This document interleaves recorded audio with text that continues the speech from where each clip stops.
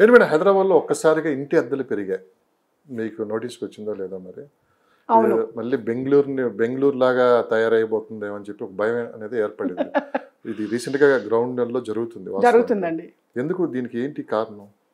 అంటే అండి living cost అనేది పెరిగిందండి. ఓనర్స్ కూడా కన్స్ట్రక్షన్ కాస్ట్ పెరిగింది, ల్యాండ్ కాస్ట్ కూడా పెరిగింది. అద్దెంట్లో ఉండడానికి ఎక్కువ మంది ఇష్టపడుతున్నారు అనుకో. ఇప్పుడు ఓనర్స్ కూడా మరి లెక్క అదే కదండి. ఎక్కడ ఏ ఏరియాలు కావాలంటే ఆ ఏరియాలో షిఫ్ట్ అవ్వచ్చు, ఉండొచ్చు. సొంత ఇంట్లో కన్నా ఇల్లు కొనుక్కొని ఉండే కన్నా అద్దెంట్లో ఉండటం మేలు అనుకునే వాళ్ళు. దీనికి కారణం ఏంటి? ఫైనాన్షియల్ గా ఏదో జరుగుతుంది అంటే జాబులు పోవటమో రకరకాల ఇబ్బందులు ఉండటమో ఏదైతే మొత్తం మీద ఆ ప్రభావం అనేది ఉన్నప్పుడు ఇక్కడికి చూపిస్తూ ఉంటుంది. అవును, అది కొంత ఉందండి ప్రభావం. దాంతోపాటు కాస్ట్ కూడా పెరిగింది కదండి.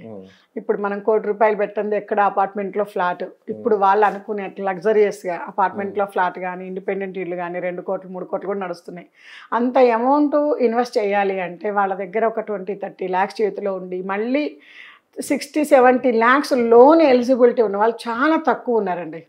చాలా తక్కువ ఉన్నారు. 50 మనకు 30 to 60-70,000 బిలో శాలరీస్ ఎక్కువ మంది ఉన్నారు. 60-70% వీళ్ళే ఉన్నారు. అక్కడి నుంచి ఒక 20-30% పీపులే హయ్యర్ ఉన్నారు. 1 lakh అబోవ్ శాలరీస్ ఉన్నాయి. 1 lakh అబోవ్ ఉన్న వాళ్ళు అతి జాగ్రత్తగా రోల్ చేస్తే జీవితాన్ని ఒక ఫ్లాట్ కొనగలుగుతారండి. ఎందుకంటే దాని ఈఎంఐకే 60-70,000 వెళ్ళిపోతుంది. కాబట్టి ఇంత రిస్క్ తీసుకోవాల్సి వస్తుంది. కాబట్టి ఏం చేస్తారంటే ఎక్కడైనా సరే ఇప్పుడు ఫ్యూచర్ సంగతి దేవుడికి తెలుసు. ఇప్పుడు ప్రజెంట్ ఉన్న నాకు వచ్చే ₹1,00,000 నేను లగ్జరీస్ ఇంట్లో ఉండాలి, ప్లస్ పిల్లల ఎడ్యుకేషన్ ఇవన్నీ నేను మెయింటైన్ చేసుకుంటే రెంట్కి ఉండిపోతాను. ఫ్యూచర్ సంగతి దేవుడికి తెలుసు.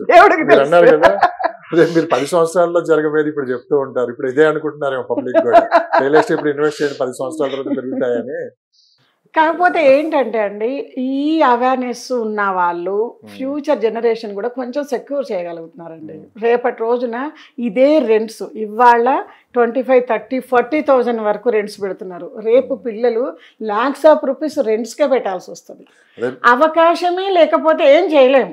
ఆలోచించకండి. ఇప్పటికే తొందరగా కళ్ళు తెరుచుకోవడం పరిస్థితులు రావు. పెరిగే ఛాన్స్ ఉంది కానీ తగ్గే ఛాన్స్ పెరుగుతుంది. అవుట్స్కట్స్ లో సరే మీరు అనుకున్న లగ్జరీస్ లో లైఫ్ లీడ్ చేయండి. కనీసం అట్లీస్ట్ ఇప్పుడు లోన్స్ అవైలబుల్ ఉన్నాయండి. ప్లాట్స్ మీద 70% లోన్ ఇస్తున్నారు. హ్యాపీగా నెలకి 10-15-20 కట్టుకుంటే చాలు.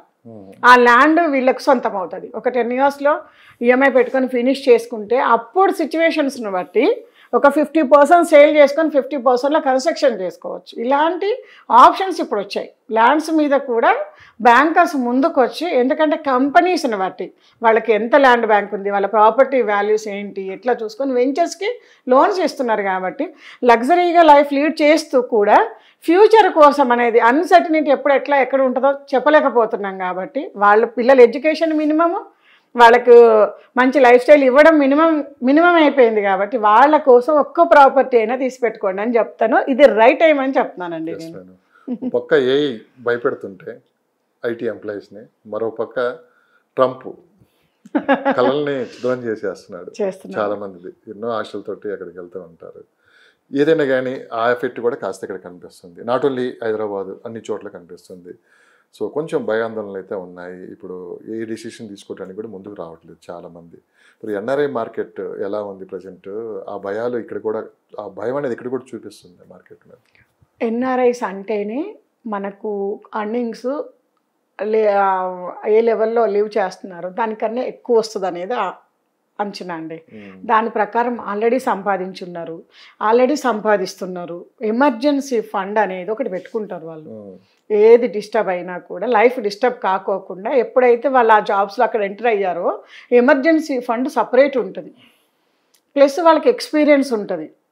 కాబట్టి భయపడే అవసరం లేదండి. ఇది ఒక అపోహ అంటాను నేను. ఎందుకంటే మన తెలుగు రాష్ట్రాల్లో వరకు మన దగ్గర ఇప్పుడు ఏఐ టెక్నాలజీకి సంబంధించిన అడ్వాన్స్ వర్క్ జరుగుతున్నాయి తెలుగు రాష్ట్రాల్లో.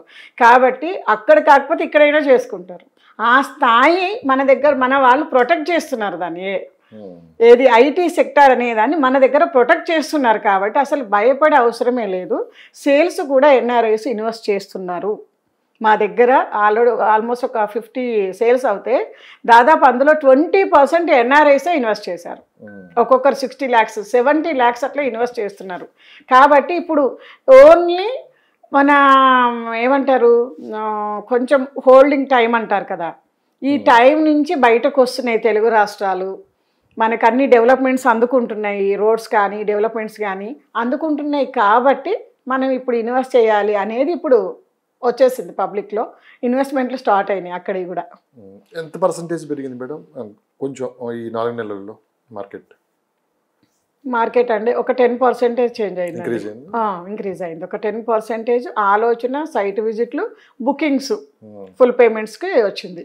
హ్యాపీ అనిపిస్తుంది. మార్కెట్ ఇట్లనే 10% ఇంక్రీజ్ అయినా కూడా నేను కొనే కస్టమర్లకు ఒక్కటి మాత్రం సజెస్ట్ చేయగలుగుతాను. 1000 రూపీస్ రేట్ ఇంక్రీజ్ అయిందండి మా దగ్గర లాస్ట్ ఫస్ట్కి. 1000 రూపీస్ అంటే 150 స్క్వేర్ యార్డ్స్ తీసుకున్నా కూడా 150,000. మళ్ళీ ఇప్పుడు ఫస్ట్కి మళ్ళీ అనౌన్స్మెంట్ రెడీ చేస్తారు. ఎందుకంటే ఇక్కడ కానీ అక్కడ కానీ అవుతున్న గ్రోత్ని బట్టే కదా అవుతుంది.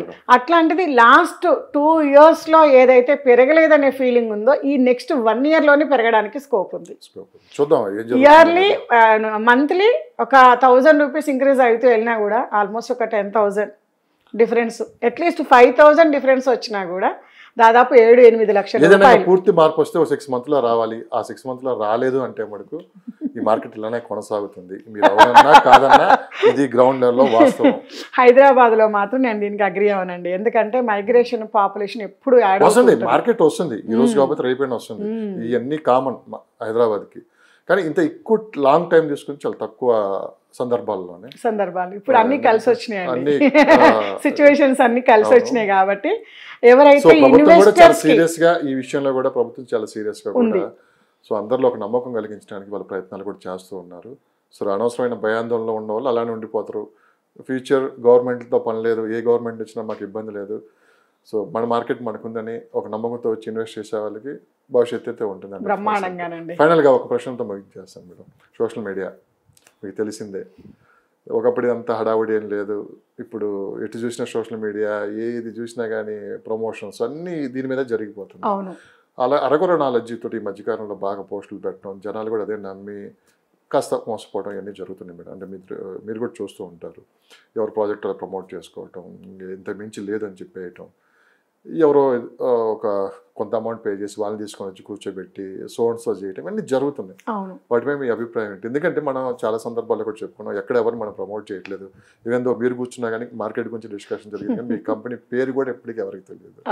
సో దానిపై మీ అభిప్రాయం ఏంటి మేడం? ఎవరు ఎంత చెప్పినా అండి, మనము ఏదైనా ఒక డెసిషన్ తీసుకునేటప్పుడు కొంత హోంవర్క్ చేయాలండి. హోంవర్క్ చేసిన ప్రతి ఒక్కరికి కూడా లాస్ట్ 2-3 years కూడా సువర్ణ అవకాశం అనే చెప్తాను నేను. ఎందుకంటే మార్కెట్ హైక్లో ఉంటే మాకు అందట్లేదు అంటారు, మరి డౌన్లో ఉన్నప్పుడు వీళ్ళందరికీ అవకాశం కదా, అది మేజర్ ఇంపార్టెంట్. దాంతోపాటు కొంత గ్రౌండ్, కొంత మనకు తెలిసిన వరకే నాలెడ్జ్, అసలు ల్యాండ్ అంటే మినిమం ఏమేమి ఉండాలి, ఎంత డిస్టెన్స్లో ఉంది, చుట్టుపక్కల ఏం వస్తున్నాయి, మనకి ఇది ఎట్లా ఫ్యూచర్లో గ్రోత్ అవుతుంది, సెక్యూరిటీ ఎట్లా ఉంటుంది, డాక్యుమెంటేషన్ ప్రాసెస్, ఈ 2-3 విషయాల మీద కొంచెం హోంవర్క్ మన ఆలోచనలో ఉంటే వెళ్ళి కూర్చున్నప్పుడు వాళ్ళతో మాట్లాడేటప్పుడు ఈ డిస్కషన్స్ ఎవరైతే చేస్తారో వాళ్ళకి సాటిస్ఫాక్షన్ అనిపిస్తే అక్కడ ఇన్వెస్ట్ చేయొచ్చండి. అంతేగాని ఒకటే ఎర్జ్, నువ్వు ఎంత రేటు తక్కువ ఇస్తావు అనే దాని మీద కూర్చుంటే అతను ఏం చేస్తాడు, ఎప్పుడో డెవలప్ అయ్యే ఎక్కడో ఉన్న దాన్ని తీసుకొచ్చి వీళ్ళకి అంటగడతాడు. ఈ సోషల్ మీడియాలో వార్తలు వస్తూనే ఉంటాయి, వీళ్ళు చెప్తూనే ఉంటారు, చెప్తూనే ఉంటారు, అనుకోకపోతే ఇబ్బంది పడతారు.